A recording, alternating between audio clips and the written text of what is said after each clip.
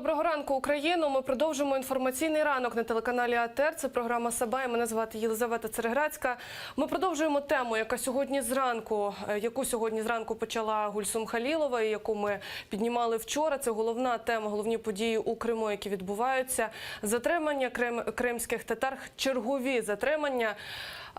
Я наразі вже насправді не можу втриматися від сарказму, тому що це той типовий випадок, коли усі дивляться на біле і розуміють, що це біле, але їх переконують в тому, що це чорне. Тобто окупанти вчора в Криму успішно розсекретили, викрили буквально злочинну організацію, яка займалася вимаганням коштів.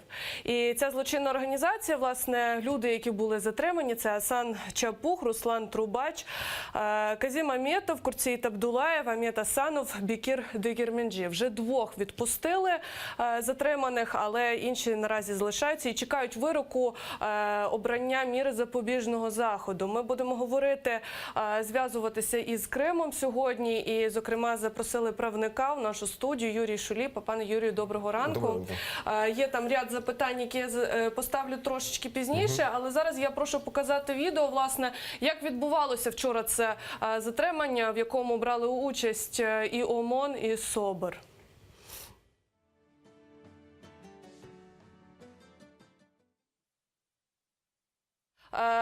В результаті цього затримання вам відомо, що у кареті швидкої померла ветеран Кримсько-татарського національного руху Веджіє Кашка. Повторююся вкотре, знову ж таки, мені говорять, що є відео, пропоную подивитися і потім ми продовжимо розмову.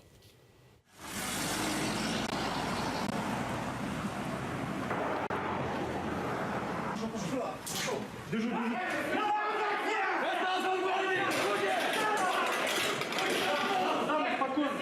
Спокойно. Всем на месте. Руки за вытащили. Фамилия? Дегерменджи. Еще раз. Дегерменджи. Имя, отчество. Викирабазович. Ноги под себя.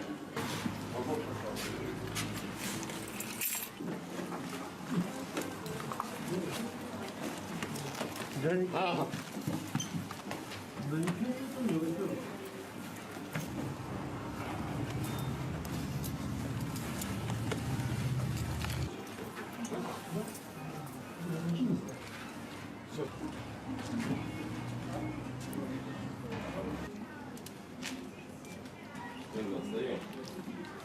С вами кто это? А?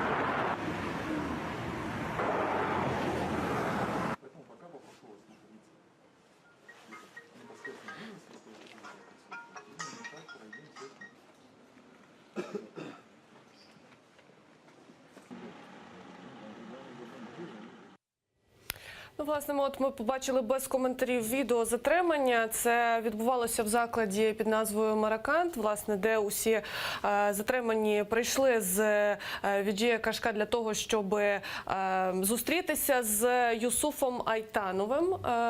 У нас є його фотографія, власне, це чоловік, онуки Віджея Кашка, який дав розписку, тобто взяв у борг певну суму грошей. І, власне, для того зустрілися у закладі «Маракан», для того, аби ці гроші забрати, тому що він відмовлявся їх віддавати. Тому кримськотатарські активісти і вирішили допомогти Віджея Кашка. І ось чим це закінчилось. Зараз з нами на зв'язку є Таміла Абдулаєва, це донька Курціїта Абдулаєва, одного з затриманих. Селям алейкум, Таміла Ханом.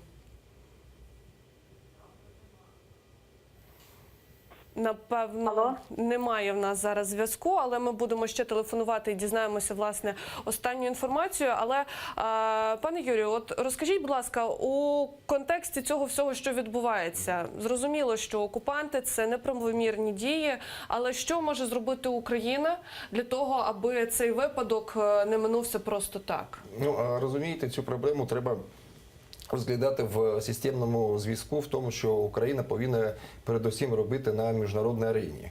Бо для цього, ну я так вкратце скажу, Україна вже після начала анексії, після начала окупації та анексії Криму, тобто я нагадаю, це було ще 20 лютого 2014 року, розірвати дипломатичні відносини з Російською Федерацією.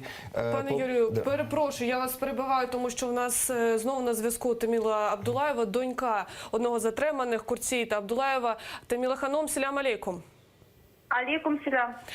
Я вітаю вас. Розкажіть, будь ласка, останню інформацію, що наразі відбувається, що вам відомо? Ну, ночью отпустили моего отца Абдулаева Курціїта, где-то около 10 часов. Его опросили как свидетеля. Я знаю, что еще одного парня отпустили, тоже опросив как свидетеля.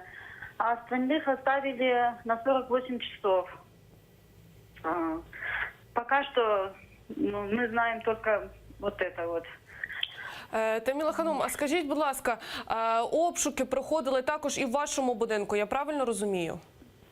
Ну, да, моего отца, в доме у моего отца. Які результати цього обшуку? Ну, що знайшли силовики? Тому що зазвичай вони люблять знаходити так звану екстремістську літературу, будь-що. Цього разу що знайшли? Нет, ничего не нашли, в принципе. Они находились где-то около 3 часов в доме, нас не пускали в дом. Было их где-то, наверное, человек 20. Ну, так вроде ничего не нашли, ну, как бы ничего нам не сказали, что что-то есть запрещенное, незапрещенное. Смотрели и Кораны, и документы ковыряли, то есть, ну, ничего не нашли. А що сказали в подальшому? Тобто ваш батько приходить як свідок, чого йому чекати? Будуть викликати знову на допити? Що сказали? Еще неизвестно. Мы спросили, вот когда папа вышел, мы у него спросили, он сказал, ну, неизвестно, будут вызывать, не будут. Пока что никакой информации нет. Видимо, по-видимому, уже когда после 48 часов, когда предъявят тем обвинения, тогда уже будут вызывать, наверное, даже еще не в курсі ми. Я вас зрозуміла. Чок Салунас, Таміла Ханом, тримайтеся, ми бажаємо вам наснаги.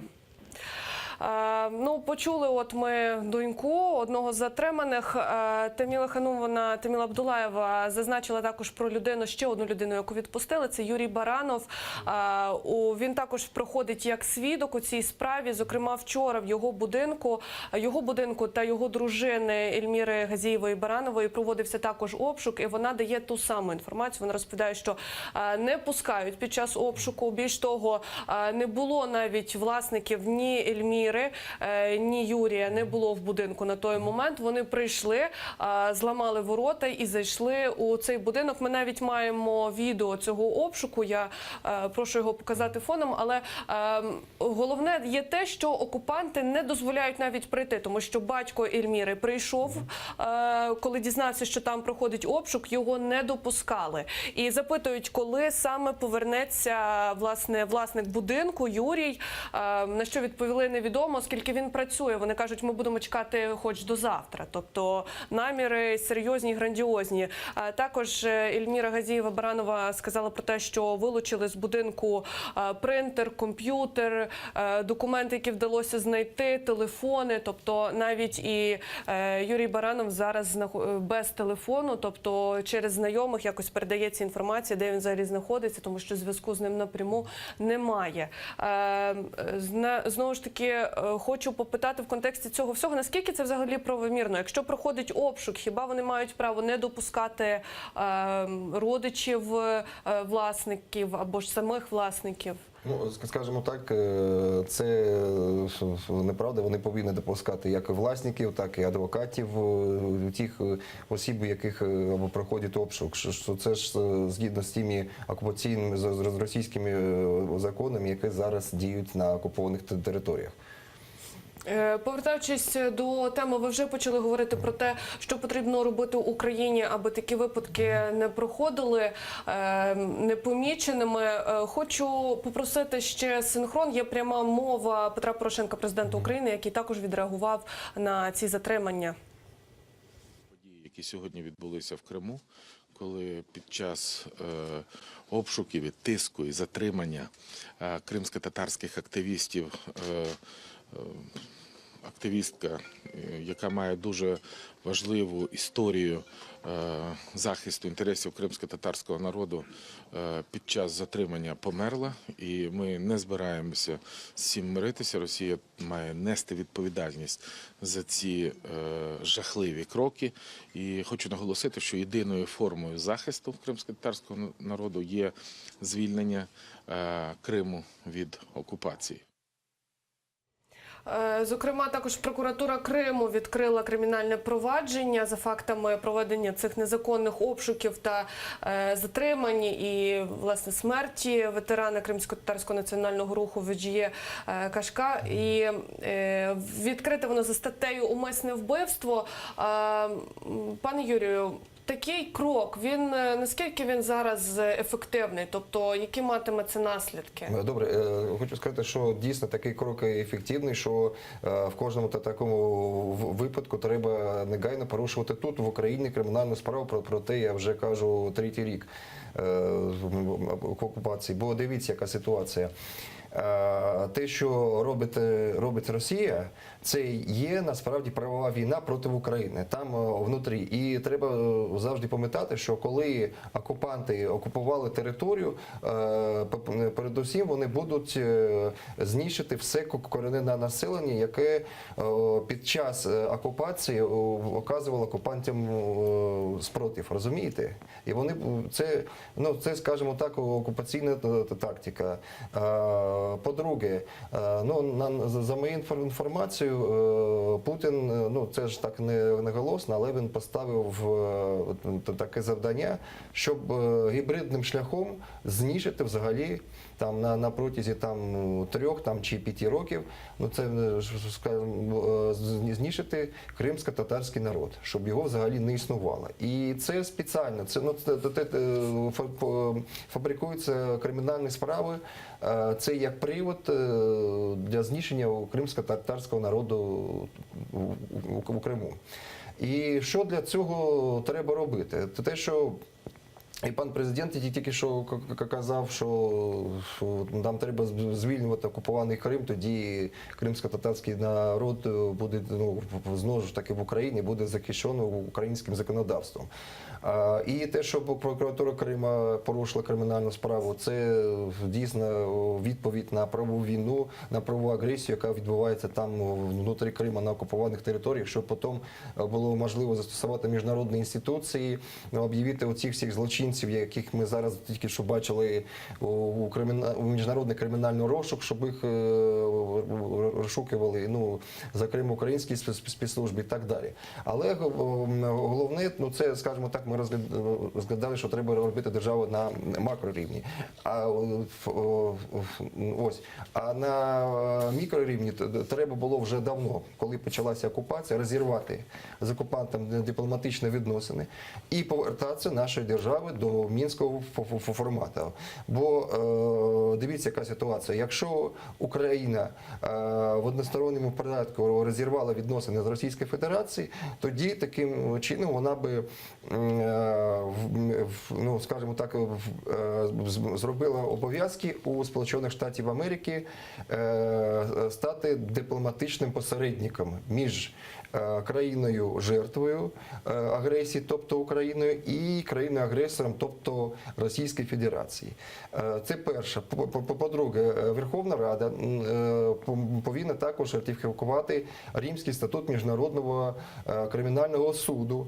І це, скажімо так, визначено ще в угоді між Україною та Європейським Союзом, пункт 8 та 24. Я нагадаю, що коли Україна підписувала цю угоду, вона взяла на себе таке обов'язки ратифікувати Римський статут Міжнародного кримінального суду, щоб Міжнародний кримінальний суд признав Україну своєю юрисдикцією, і таким чином Україна мала всі можливості порушити кримінальну справу, міжнародну кримінальну справу проти президента Росії Володимира Путіна, який є ініціатором та організатором цієї анексії. І вже, якщо б це було все зроблено по правовим шляхом, Україна стала, як говориться, на правові рільси, тоді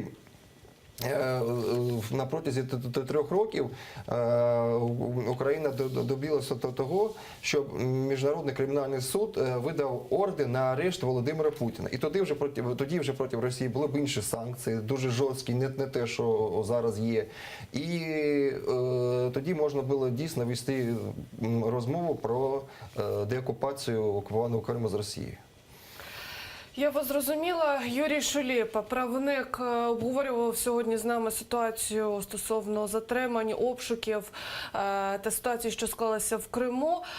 Ми продовжуємо слідкувати за цією ситуацією, тому що сьогодні мають обрати міру запобіжного заходу затриманим. Зокрема, сьогодні о 2 годині дня у селі Новокленове Білогірського району має пройти похорон Джиназє, ветерана Кримсько-татарського національного руху Віджиє Кашка.